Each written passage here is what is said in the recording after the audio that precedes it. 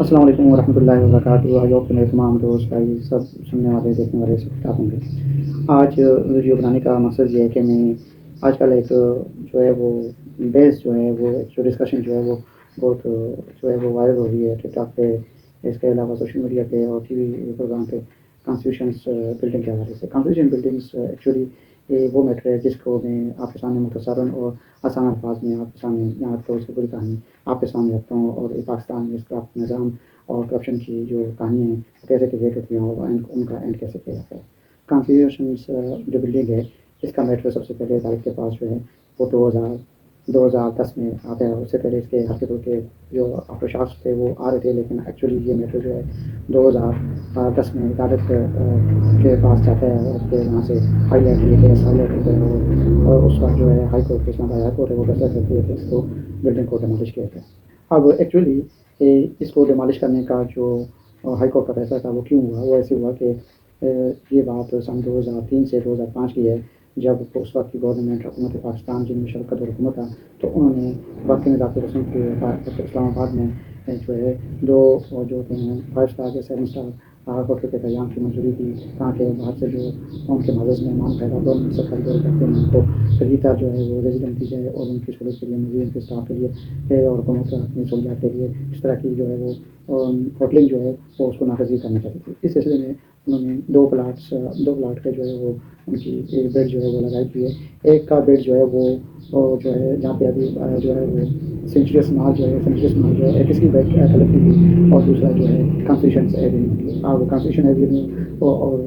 جو سینچریس مال ہے, ان دونوں کی لوکیشن وائز جو ہے ان میں جو سب سے بہترین لوکیشن ہے وہ کانسٹیٹیوشن ایونیو, جہاں پہ آپ کو راول ڈیم میں اسلام آباد کی ترمیم کے ساتھ پہاڑی علاقے میں ملتا ہے, اور پھر آپ کے پاس جو کانسٹیٹیوشن ایونیو کے ساتھ وہاں پہ لوکیشن بہت اچھی ہے. اینی وے اس وقت جب بڈ کو دیا گیا, اور یہ جو بڈ ہے جو نیلامی کی بولی کا تاریخ رکھی گئی, اور اس میں جب بولی لگائی گئی تو انفارچونیٹلی وہاں پہ جو کانسٹیٹیوشن ایونیو جو تھا وہاں پہ جو ہے کہ وہاں پہ ہوٹل بننا ہے, اور اس کے علاوہ جو ہے سینچریس مال والا جو پلاٹ ہے جہاں پہ بھی 5 اسٹار یا 7 اسٹار یا 11 اسٹار جو ہے وہ ہوٹل میں آنا چاہتا ہے. اس وقت سے جب وہاں پہ سی ڈی ایم نے بیڈنگ کروائی تو بولی دینے والے ایک طرح تو اس ٹائم کے جنرل توفیق زیادہ ہے جو بعد میں جو ہے پاکستان کرکٹ بورڈ کے چیئرمین بھی بنے, انہوں نے بیڈنگ دیا. اس وقت جو ہے وہ بیڈنگ جو ہے 70,000 روپیز پر اسکوائر یارڈ پہ ڈن کی گئی. اس کے بعد جو ہے جبکہ اس کے مقابلے میں سینچریس جو بلو ایریا ہے وہاں کی جو بیڈنگ جو ہے وہ کور ہوئی ہے تقریباً 1,90,100 روپئے کے حساب سے, یعنی وہ 3 گنا سستا اور وہ 3 گنا مہنگا جو ہے وہ بیچا گیا.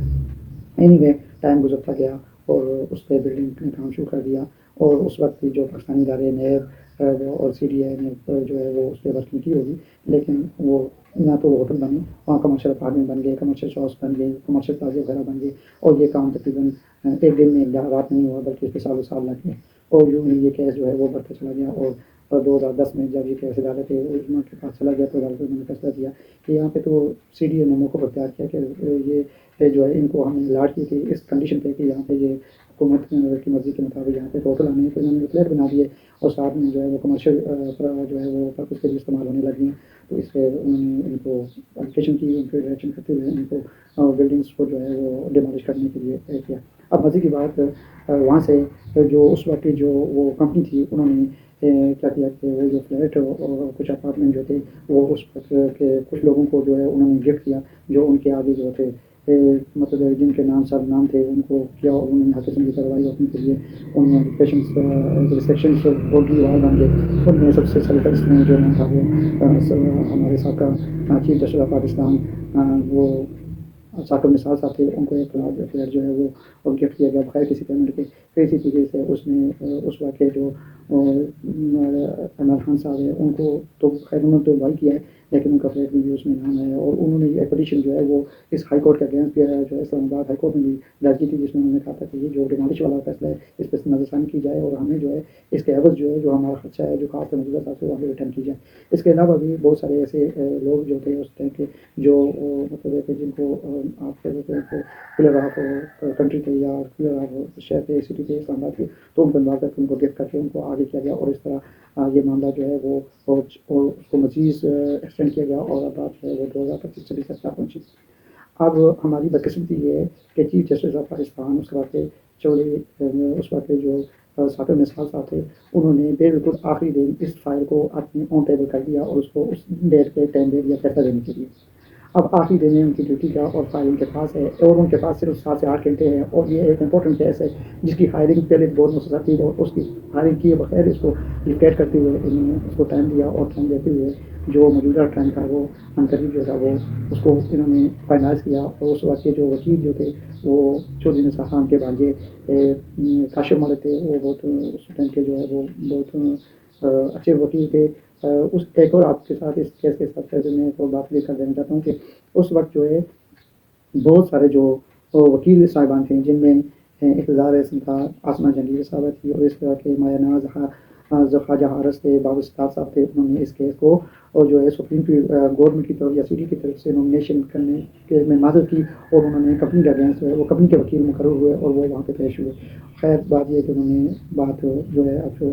آخری دن ہے اور کیس کی حاضر ہو رہی ہے. ثاقب نثار صاحب جو ہیں اس پہ وہ اپنی اسٹیٹمنٹ دے رہے ہیں اور انہوں نے کنکلوژن رپورٹ پہ انہوں نے جو ہے وہ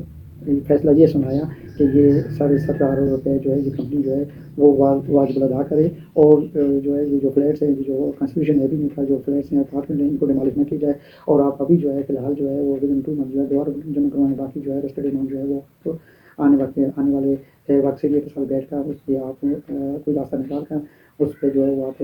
پے آف کریں. تو بہرحال وہ تو اس ٹائم انہوں نے یہ جو فیصلہ دے کے وہ تو خود بھی یہاں سے چلے گئے اور اس کے بعد جو کمپنی جو تھی اس نے بھی 2 روپیہ جمع کروایا اور اس کے بعد وہ بھی یہاں سے چلے گئے. اور بات یہ ہے کہ آپ وہ ڈیوز بتائیں گورنمنٹ گیٹ کی یا ڈیوز کلیئر کرو یا پھر جو ہے اس کی ڈیمانشن کے لیے تیار ہو جاؤ. اب پرابلم تو ان کو ہے جن لوگوں نے وہاں پہ پیسہ لگا کے وہ انویسٹمنٹ کی تھی اور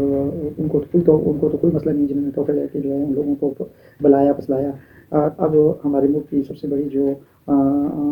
سب سے بڑی جو انفارچونیٹلی ہے انلکی ہے وہ یہی ہے کہ ایک